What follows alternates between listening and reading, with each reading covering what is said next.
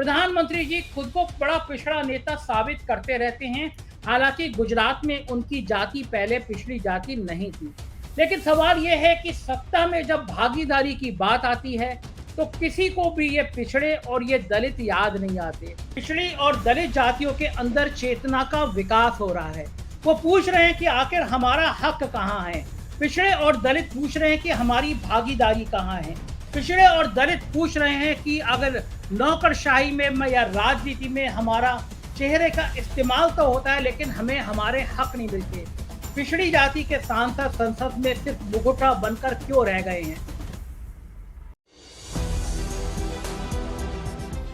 नमस्कार, मैं हूं संजय शर्मा। आप देख रहे हैं 4 PM न्यूज नेटवर्क। पहले मैं अपने सभी दर्शकों का शुक्रिया अदा कर दूं। जो डाटा ब्रिंग्स की कल रिपोर्ट आई है उसमें 4 PM व्यूअरशिप में नंबर 2 पर है पूरे देश में पॉलिटिकल कमेंटेटर में। और जो व्यू बढ़ने का परसेंटेज दिखाएंगे अगर देखा जाए तो उसमें 4 PM देश में सबसे आगे है। देश के जितने पॉलिटिकल कमेंटेटर हैं उसमें सबसे ज़्यादा सब्सक्राइबर हमारे बढ़े हैं, सबसे ज़्यादा व्यूअरशिप का परसेंटेज हमारा बढ़ा है। ये सब आपके प्यार के कारण संभव हुआ है। एक रिक्वेस्ट है आपसे कि इसके नीचे एक ज्वाइन बटन है, उसको दबा के थोड़ी मदद कीजिएगा, सहयोग करिएगा, सब्सक्राइबर बनिएगा 4 PM के। और बात शुरू करते हैं इस देश के आम आदमी से। आम आदमी मतलब जो सुबह निकलता है, मजदूरी करता है, घर वापस आता है, या वो आम मध्यम वर्गीय आदमी जो दिन भर दफ्तर पे खपता है, वापस वापस घर आ जाता है, या वो मजदूर, वो रिक्शे वाला, वो कुली, वो खाना पहुंचाने वाला, इस तरह के तमाम लोग हैं। इस तरह के देश में करोड़ों लोग हैं जो सुबह उठते हैं, दिन भर काम करते हैं और शाम को घर वापस आ जाते हैं। उनके हितों की बात करने वाला कोई राजनेता नहीं होता है। आमतौर पर जब मंचों पे भाषण दिए जाते हैं तो इसी आम आदमी की, इसी गरीब आदमी की बात होती है, क्योंकि बड़ा वोट बैंक यही है। लेकिन दुर्भाग्य है कि जब सत्ता में भागीदारी का मतलब होता है तो लोग इसको भूल जाते हैं। कोई राजनेता इससे मिलने नहीं आता, कोई राजनेता इससे बात करने नहीं आता। देखिए, भारत जोड़ो यात्रा के बाद राहुल गांधी ने महसूस किया कि जिस तरह पंडित जवाहरलाल नेहरू ने डिस्कवरी ऑफ इंडिया लिखी थी, जिसमें भारत का जिक्र किया था, भारत की आत्मा का जिक्र किया था, तब राहुल गांधी ने भी समझा कि इस देश का असली भाग विधाता तो यही आम आदमी है जो अपने खून पसीने से मेहनत करता है, देश को सजोता है, देश को संवारता है। तो किसी बड़े उन नेताओं की तरह नहीं जो स्कूल के बच्चों से मिलते हैं और बीच में कटीले तार लगवा लेते हैं। राहुल गांधी देश के वो पहले राजनीतिक परिवार, जो मैं कहूं इन कड़वे शब्दों में, एक तरह का राजा के रूप में जो इंसान पैदा हुआ, लेकिन फिर वो एक टी शर्ट में जाड़ों की कड़कड़ाती ठंड में कन्याकुमारी से कश्मीर निकल पड़ा, क्योंकि उसे भारत का दर्द महसूस करना था। उसे पता करना था कि भारत दरअसल में है क्या। उसे मालूम करना था कि भारत की असलियत कहाँ है, भारत के असली लोग कहाँ हैं। फिर हमने एक बदले हुए राहुल गांधी को देखा। वो राहुल गांधी कभी स्कूटर के पीछे बैठ के चल देते थे जो लोगों को खाना डिलीवर करा रहे होते हैं। कभी वो स्कूटर मोटरसाइकिल ठीक कर रहे मैकेनिकों के बीच में बैठ के मोटरसाइकिल के पेच कस रहे होते हैं। कभी वो कुलियों की शर्ट पहन के सामान सिर पर रख रहे होते हैं। कभी बच्चों के संग बैठ के वो उनके कंपटीशन की बातें करते रहते हैं। आमतौर पर चाहे कुली हो, चाहे डिलीवरी बॉय हो, चाहे ट्रक ड्राइवर हो, चाहे मैकेनिक हो, ये सब समाज के जिस वर्ग से आते हैं वो वर्ग समाज में दरअसल हकीकत में वो पिछड़ा और दलित वर्ग है। एक इस देश में दो तरह के वर्ग तैयार हैं, एक अमीर है और एक गरीब है। लेकिन जब आप पिछड़ों को, दलितों को उठा के देखेंगे, जब आप पिछड़ों की, दलितों की, वंचितों की बात करेंगे तो आपको पता चलेगा कि इस वर्ग में अधिकांश पिछड़ी जाति या दलित जाति के लोग हैं। आप देख रहे होंगे कि धर्म की बड़ी बड़ी पताका लहराई जाती हैं, धर्म के बड़े बड़े उपदेश दिए जाते हैं। संसद में निशिकांत दुबे जी जैसे सांसद बड़ा बड़ा भाषण देते हैं, लेकिन वही निशिकांत ट्वीट करते हैं कि मेरे बेटे ने विदेश में डिग्री पूरी कर ली, विदेश में उसकी नौकरी लग गई।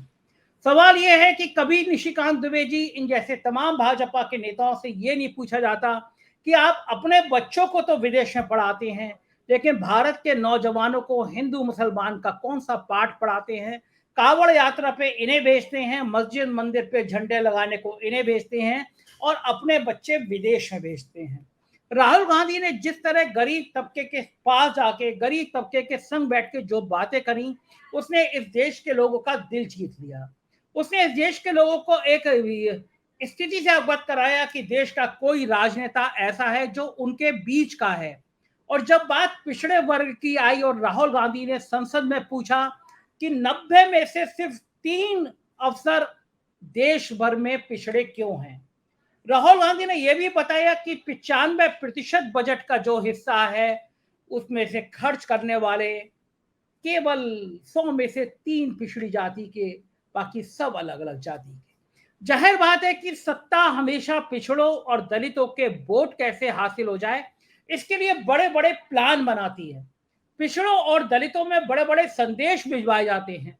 पिछड़ों और दलितों को पाठ पढ़ाया जाता है कि वही उनके हितैषी हैं। प्रधानमंत्री जी खुद को बड़ा पिछड़ा नेता साबित करते रहते हैं, हालांकि गुजरात में उनकी जाति पहले पिछड़ी जाति नहीं थी। लेकिन सवाल यह है कि सत्ता में जब भागीदारी की बात आती है तो किसी को भी ये पिछड़े और ये दलित याद नहीं आते। तब याद आता है कि सत्ता का महिमा मंडन, तब आता है ऊंची जाति के लोग। और कई विश्वविद्यालयों में अब नई परंपरा शुरू हो गई है। विश्वविद्यालय में ऊंची जाति के प्रोफेसर बैक गेट से रखे जाते हैं। उत्तर प्रदेश इसका बहुत बड़ा उदाहरण है, जहां पे कई बार इस बात का विरोध हुआ, हंगामा मचा कि उत्तर प्रदेश के विभिन्न विश्वविद्यालयों में जो प्रोफेसर्स की नियुक्ति हुई है वो सब बैक गेट से हुई है और उसमें एक ऊंची जाति का विशेष बोलबाला है। ये बात तय है कि 2024 का चुनाव मंडल बनाम कमंडल पर होगा। 2024 के चुनाव में मंडल भारी रहेगा या कमंडल, इस पे पूरे देश की निगाह है। भारतीय जनता पार्टी चाहती है कि हर हालत में देश कमंडल पर आ जाए।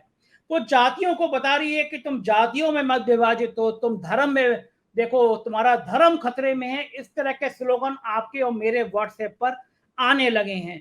लेकिन पिछड़ी और दलित जातियों के अंदर चेतना का विकास हो रहा है। वो पूछ रहे हैं कि आखिर हमारा हक कहाँ है।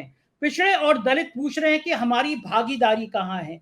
पिछड़े और दलित पूछ रहे हैं कि अगर नौकरशाही में या राजनीति में हमारा चेहरे का इस्तेमाल तो होता है लेकिन हमें हमारे हक नहीं मिलते। राहुल गांधी ने यह भी उठाया, चाहे मेरी पार्टी का मामला या उनकी पार्टी का मामला हो, पिछड़ी जाति के सांसद संसद में सिर्फ मुखौटा बनकर क्यों रह गए हैं।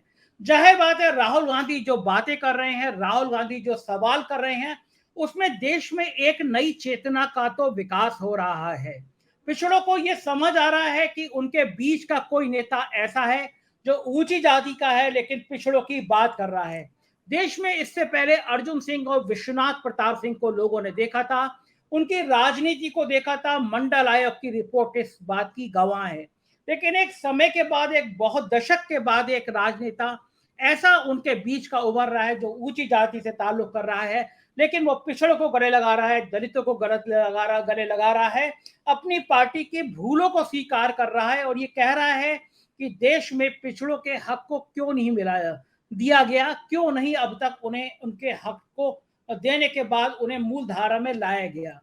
तो जाहिर है कि देश की राजनीति अब एक नए विमर्श से गुजर रही है और बड़ा सवाल यह है कि क्या राहुल गांधी ने अपने इस एक्शन से, अपने इस व्यवहार से क्या दलित और पिछड़ों के बीच एक प्यार भरा संदेशा जगा दिया है।